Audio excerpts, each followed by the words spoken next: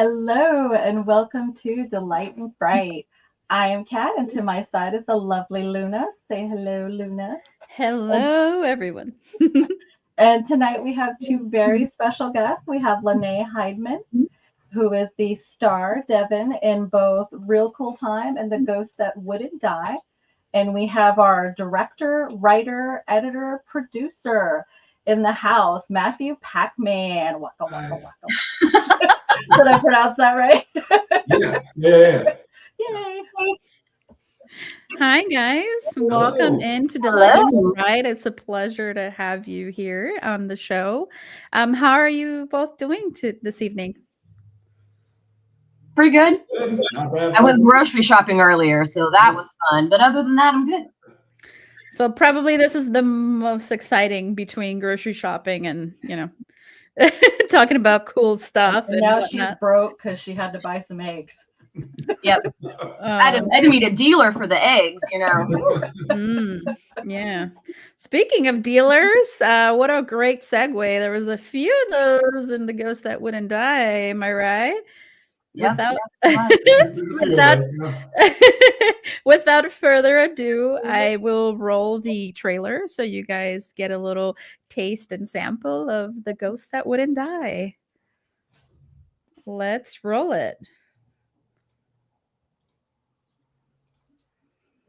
The ache sets in deep, and I wonder if tonight's the night the world sees me for what I truly am, an endless, waking nightmare.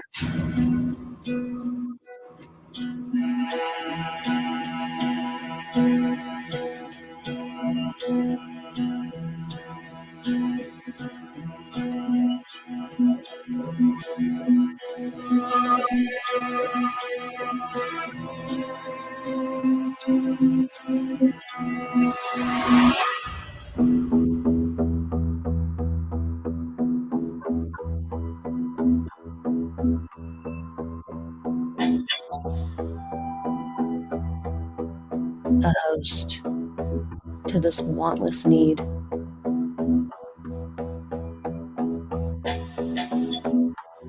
A ruiner of lives. A ghost that wouldn't die.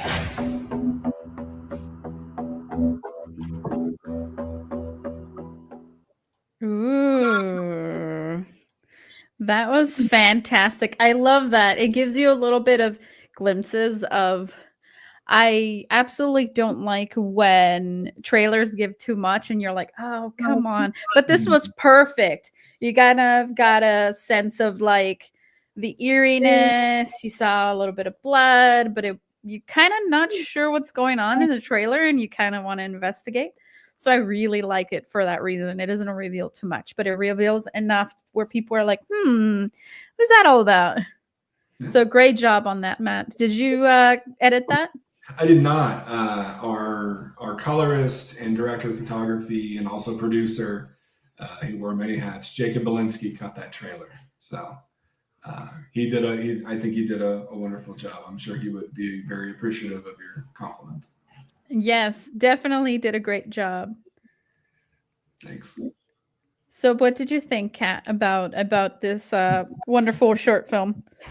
I loved it, and I went back and watched Real Cool Time again just so I could kind of get into that world and kind of see how they differed. And I really love that you guys went with just the black and white. And there's just the narration of Devin going on, and I just really love the poetry of it. But I was kind of wanting to hear some of those like badass songs that I know she was like playing with those awesome dark lyrics. I was just like, damn it. You may one day.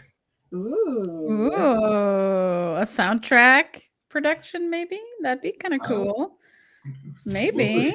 We'll Anything is possible, right? yes. Certainly yes. Do you actually play music, or was that just improv for the movie? Are you in a band or anything like that? I'm not. I don't play any instruments. I like to sing. I don't know if I'm necessarily good at it. But yeah, instrument wise, I I don't I can't, no, not at all. I have a lot of musicians in my life, so they kind of were like showing me a little bit of pointers to fake it as best as I could, and I think I did a pretty good job. Yeah. Yeah. Just by looking at the character, I can tell that this character is just badass and shreds and does all these crazy stuff musically. So that was very interesting. I'm glad that you told me that you actually aren't a musician, because it's like, wow, I totally believed you could. So that's I awesome. can get the strumming down, but then the strumming with no, I'm not coordinated enough for that. I do not blame you. The closest I ever had, I had a harp that you hold on your hand. They're called lyres. I had a lyre and I was learning. I got a little bit okay with it. I was learning a couple of cute little Legend of Zelda songs, and then I was like, it's hard. So I kind of, harps aren't a very easy instrument to learn either. So that was kind of interesting. That's where that went.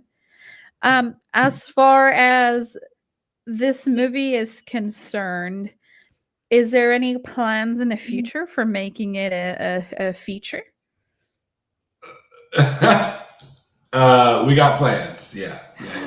Ooh, I'm so exciting. I mean, Lanae and I told we've said this before.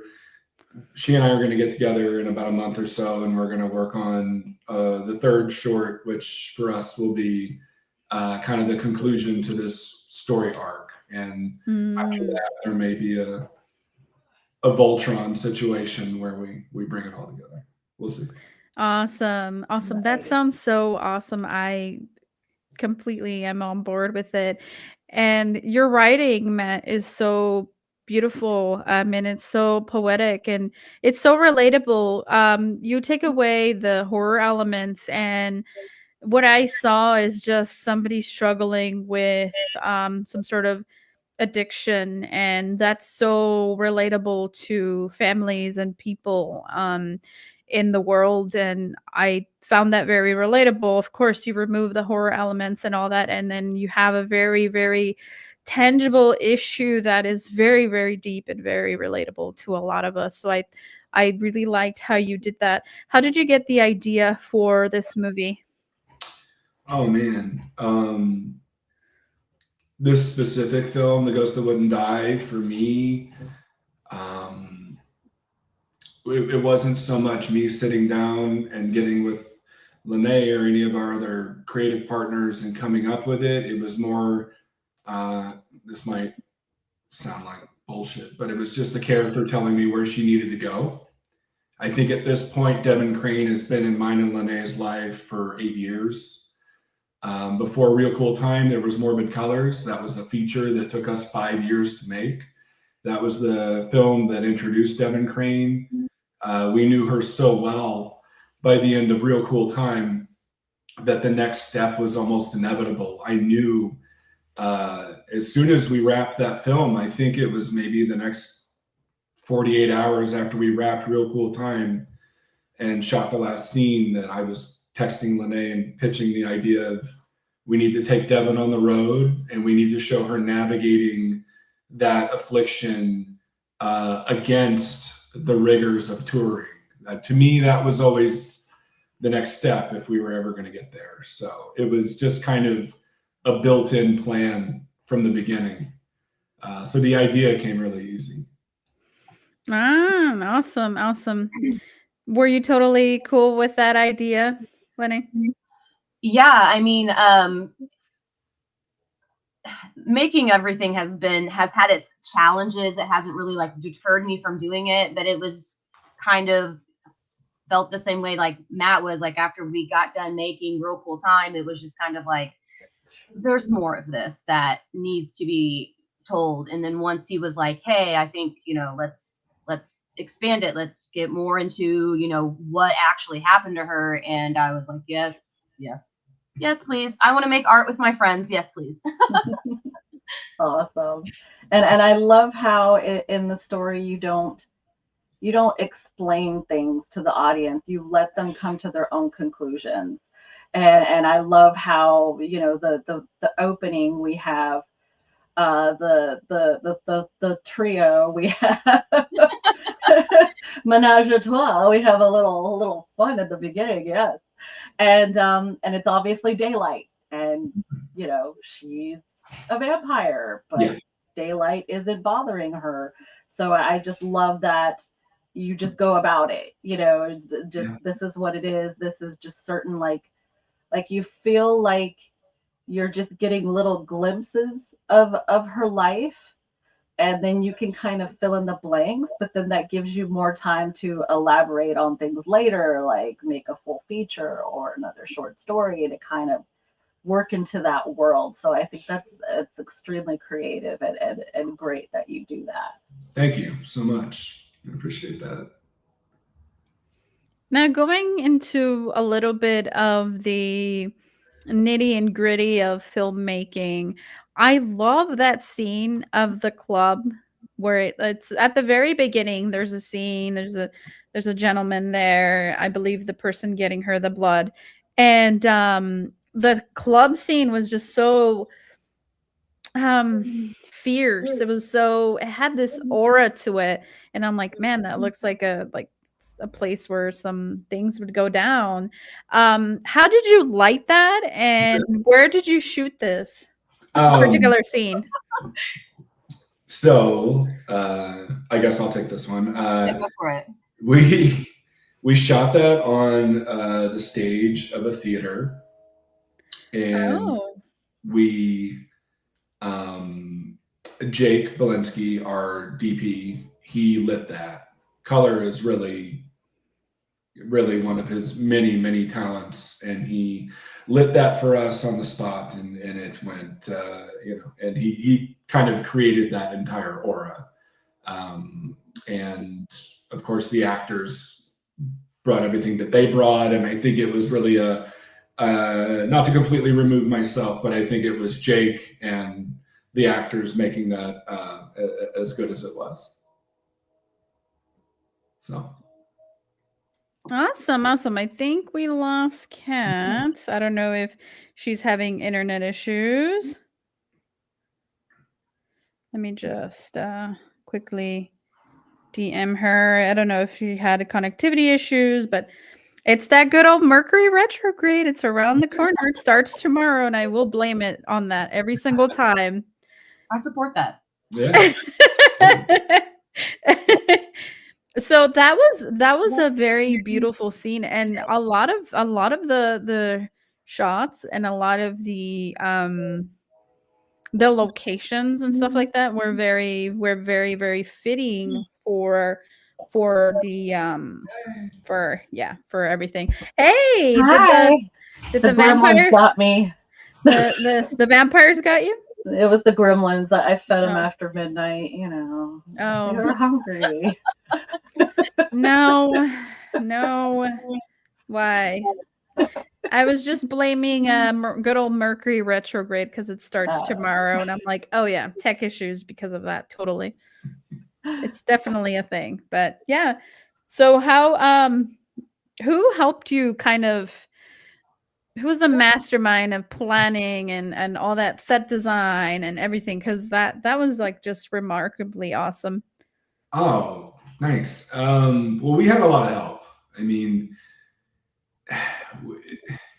so as far as the sets are concerned, pulled in a lot of favors. You know, it's all at this level of the game, especially. It's all about like who you know and who will let you in to shoot at their place. And we were fortunate enough in Evansville, Indiana, where we shot the film, to have a lot of people kind of help us and let us in to shoot in these wonderful places. So it was a lot, especially for this film, because there's so many sets, and it all has to be believable. So the radio station has to be legitimate. So we went to a real radio station. The concert venue has to look like a real concert venue, a place where a band would play. So it was all about getting those sets, and just, you know, a lot of people were really nice, let us come and shoot in their spaces. So we were very fortunate to have so many people wanting to, you know, help us out. but it was a lot of that. It was a lot of securing places. I mean, that was months of our life for sure. So. Do you guys work with all the same people, like the same gang each time, or do you mix it up a little bit? I mean, we have like I think our main core group that, we work with, which is Emily and Jake, that Valinsky that we were talking about earlier. That's kind of our main group. Now, when it comes to like actors, since we've been creating in the same universe, we can't really reuse very many people unless it's like a character that's moving along with the story. So we kind of luckily Someone you have. Luckily, there's a lot of the great. I mean, that wants to be a part of it, and that's kind of how we. So it's the same group of people. It's just like, hey, you haven't been in one yet. Can you please like fill in, or like we've got a part for you because we haven't used you. So it's a little bit of that, a little bit of both. And I'm sure you all have your regular jobs, and then this is your on the side, so schedules matching up and things. How do you work that in, Matt, with everyone's lives and the chaos of everything? Well, I have help. I mean, Lanae is my partner in all this. We've got the team. Lanae, as Devin, leads her band, so Lanae handles the scheduling of all the band guys. I handle the scheduling of everyone else. We kind of split duties and find dates and times where everybody can get together. And luckily, everybody really does kind of make it a priority to come and show up and do the work. So they make our jobs easy. But yeah, having a team, having Lanae and Jake and Emily to help it's everything. It's how this stuff gets done for sure. So the last time we had Alice on the show, and I'm very curious, Matt, have you worked with her on anything recently, or have you guys collaborated? Devin Crane has pretty much been my life for 8 years, and so I haven't. After Real Cool Time, we went straight into The Ghost That Wouldn't Die, but we may see Alice again. Ah, yay! I love her. She's awesome. She's wonderful. Such a great person. The best. And Lanae, I need to ask you this because when I was watching The Ghost That Wouldn't Die, it was kind of on my mind, and I'm like, was there a person or something that you were channeling when you were, when you created this persona? I kind of got a little bit of like vampire Jim Morrison vibes, but I don't know. I like that. We really got inspired by like Nirvana and Kurt Cobain in between Real Cool Time and The Ghost That Wouldn't Die. So I kind of tried to embody that, like a very like a spooky version of like Kurt Cobain, and just like how this person that is like immensely talented and has like everything going for them that they could ever want. It's just they have that thing eating at them and just that inner turmoil, and I just kind of saw a lot of that in him and like watching documentaries and stuff like that. So I was inspired by that, and I just kind of tried to use that as my little blueprint for how she was gonna be this time. Definitely. The reason why I said Jim Morrison is because he had also struggles with like drugs, and he was immensely talented but had a lot of struggles, and eventually he also passed away in I believe a bathroom somewhere in Paris. Yes. So yeah, I saw a lot of those similarities, so I was wondering if you maybe drew from some of that. So that's very interesting that you mentioned Kurt Cobain, because he's one of those that I didn't immediately think about. But yeah, you're right. That was very similar with him also. Very interesting. I like that. And I love the way the story can bring, you can look at it from a different perspective as a mental health issue and bring that to life, in a scary yet very different way. Mhm. but it definitely resonates with a lot of us. Thank you for saying that. It's really nice. Yeah, of course, of course. I think it's a story that needs to be told, and a lot of things don't need to be drama and in your face. A lot of them can have fantasy elements but still kind of make you ponder and make you think about your own life and your own world, but through a different lens. So I like the way you were able to pivot a real life issue and make it into like a fantasy type thing. So that was really well done, and I really, really enjoyed that. Um, if you could state one message from this movie as a director, Yeah. what message in this film do you think you were trying to convey the most?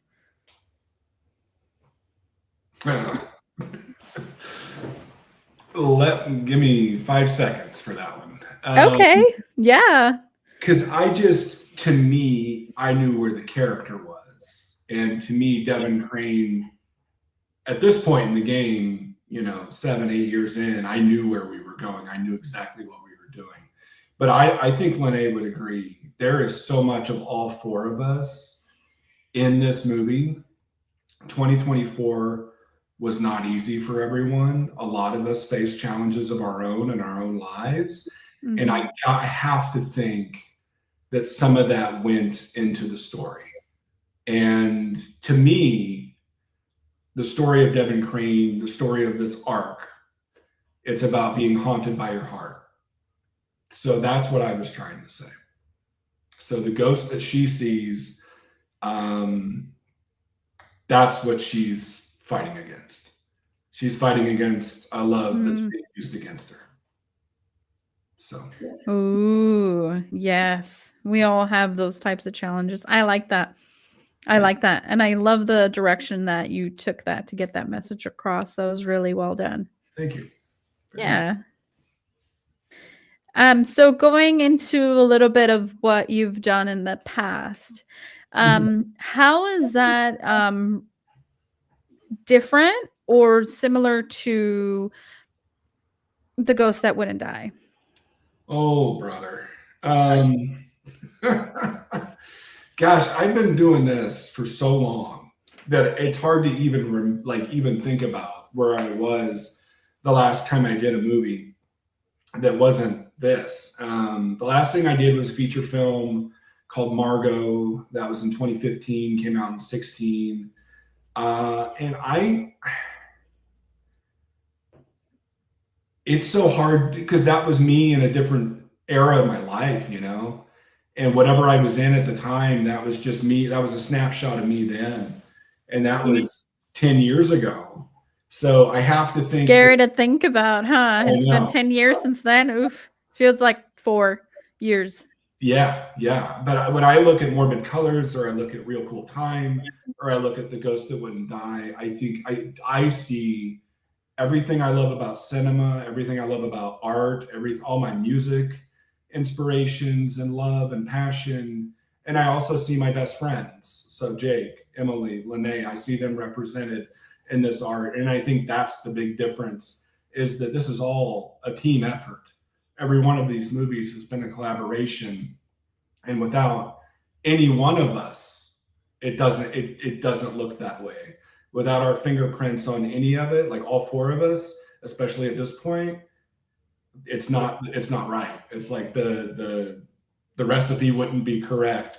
So that's the big difference, is that I have the best team in the world, and they put their spirit into it, and that honestly is what makes it so special to me. So. Aw, that's so sweet. Quit making me feel feelings. I know. Icky. That's wonderful. And you have a different perspective now than I'm sure you did 10 years ago. And you have a different team, I'm sure, and different people that you're working with now that you weren't before. Correct. So, and I hope that everything's been working out for you guys and everything's kind of smooth there.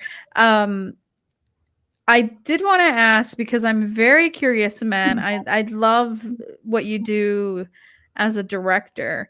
Are you working on any projects currently, or what's the plan? We want to know.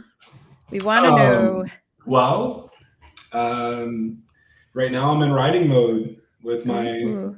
with my creative partner Lanae, and we're gonna write the next thing. So we're gonna try to, put a fitting end to this story and make the best movie we can.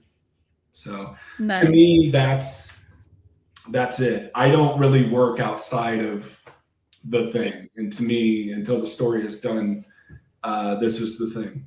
So this is all you'll find me doing until the whole vision is complete. And after that, I might sleep for like half a year, and then we'll see. Yes. Creatively, that takes a lot of energy and it's very exhausting. So I definitely relate. I'm sorry. Go ahead. No, I said I definitely understand and relate. Yeah, totally. Yeah, thank you. Honestly, when we're done with all this, I'd love to just write. I'd love to write and do a movie that Lanae directs or Emily directs or somebody else, I just kind of want to take the step back and let my friends run the show for a while. Yeah. See what chaos. But we'll see. That's a long way from now. So we got a lot of time. Nice. So Lanae, when you're in The Ghost That Wouldn't Die, when your character Devin goes out and she's on the hunt, she needs some food, she needs to eat, she needs to feast. You have your two fans there that are like, they might as well have a sign that says "Eat me," but she does not eat them, and I'm just like, why? I'm like, her fan base is dwindling, and she's like, I guess I shouldn't eat all my fans. I just picture her having a collection of fans that she's eaten, like photos. a wall of food. I ate you, and you just take a Polaroid and just stick it up on the wall, and it's Oh no. Devin snacks, Oh my goodness, that's it. Devin snacks. Oh no. Like those Instagram people that post, here's a picture of my food, what I ate today. You just have a collection of your meals. It's if Devin were on social media, that's what she would be doing.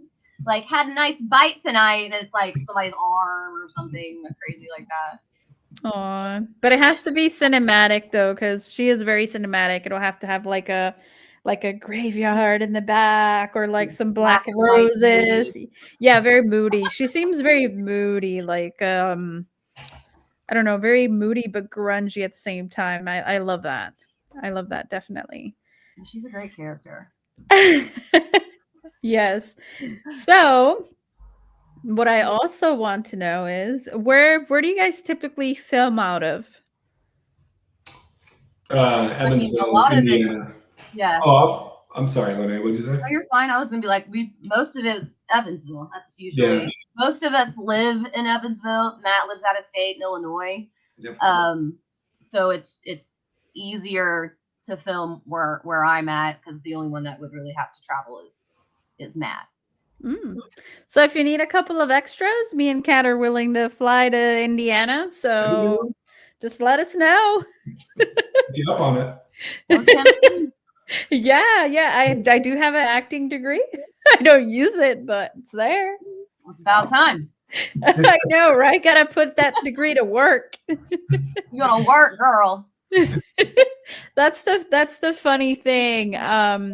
I grew up in Los Angeles, and that's one of the programs that they offered at my high school is come and do all these hours with professional actors. You'll get an acting degree. It's going to be great.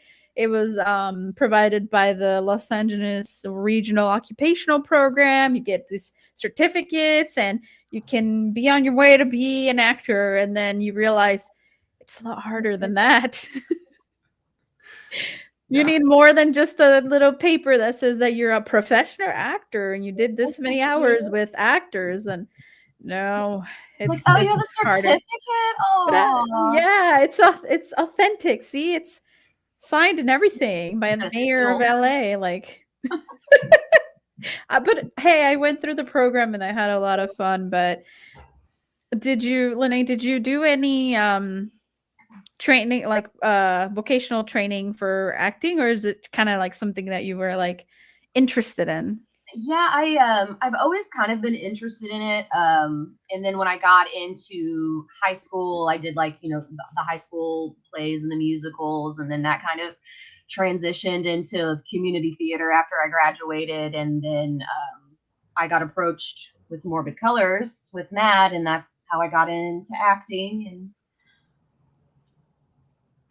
that's how it all began. And now we're here 8 years later with Aw. this universe that we've created. So It's a wonderful thing, and I'm excited for what you guys are working for the fans and what you are creating, not only for yourselves but for the world to enjoy. So that's very fun and exciting, and we cannot wait to see what's brewing and what's in the works. Thank you. I don't want it to end, but I think about like what's the next natural progression for her, and like all the people that she's turned. I just like picture them like finding her and like come here, bitch, like getting even, and like I'm a big zombie fan, so I don't know. I just imagine them like, oh, just like devouring her. Mm. Some you might get your wish.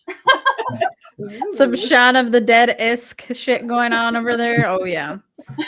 Big fans of Shaun of the Dead over here. Oh, nice. We love it. Hell yeah. But yeah, no, absolutely. So do you guys have anything before we wrap up the show? I would just thank you guys for checking out the movie. I really appreciate it. I'm glad that Lanae and I got to step onto the podcast this time for this one. And we're hoping to start with festivals in the spring. So hopefully pretty soon people will be able to check it out and see it out in the wild. And maybe further on down the line, they'll get to see it in something bigger. Something bigger, huh? Woo! We love it. We love it when actors and directors tease all these wonderful things, because then when we see them in the real world, we're like, yes, we were there first. We heard about it first. So that's always a great, amazing thing, and we love to hear it. We'd love to see it. Thank you. Thank you for joining us. And I have one last question for you both. Okay. Lanae and Matt, if money wasn't an issue, if you could just do whatever you want, since you've worn so many hats and done so many things in these films, if you could dedicate all of your time, all of your energy to one particular thing, what would that be? Matt, I'm kind of thinking writing, but we'll see. I'll find out. Oh gosh. And money's not an issue. Yeah, money's not an issue. You get your rent paid, all the bills paid, everything paid. We're in Star Trek land where there's no money. We're just getting along like normal human beings. Craziness, I know.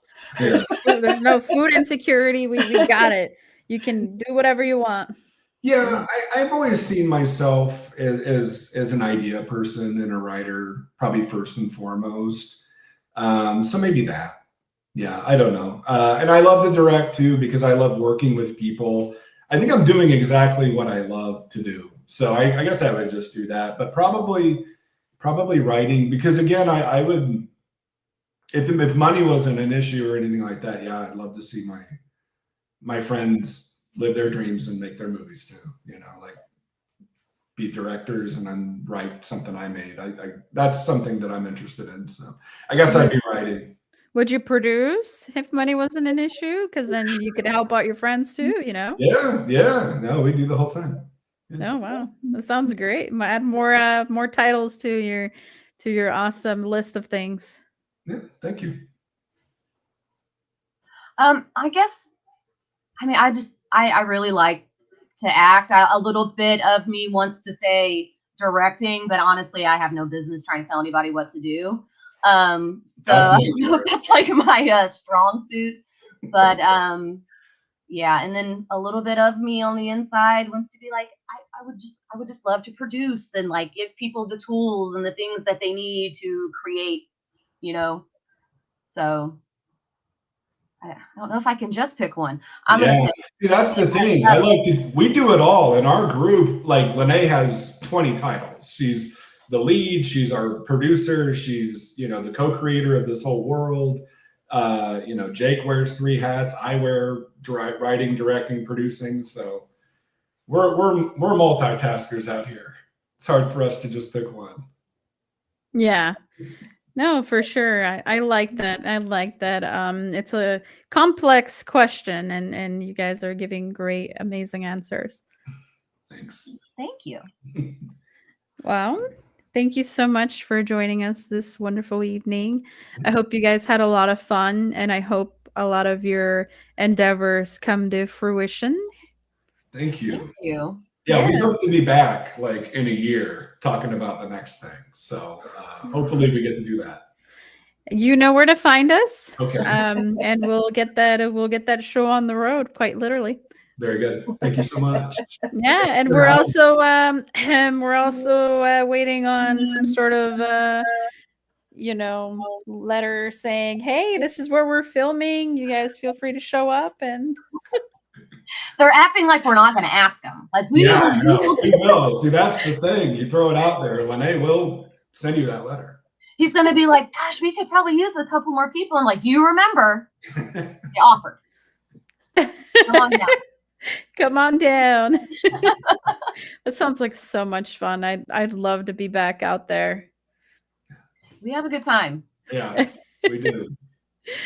Well, have a great evening, Matt and Lanae. I hope you guys have a great night and a great weekend ahead. Awesome. Thank you so much. You too. We really Thank appreciate your time. Good night. Bye, everybody. Bye.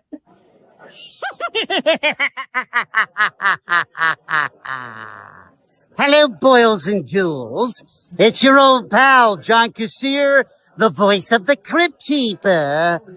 And I want to thank you for listening to Delight and Fright with your hosts, Luna and Cat, a podcast for outcasts.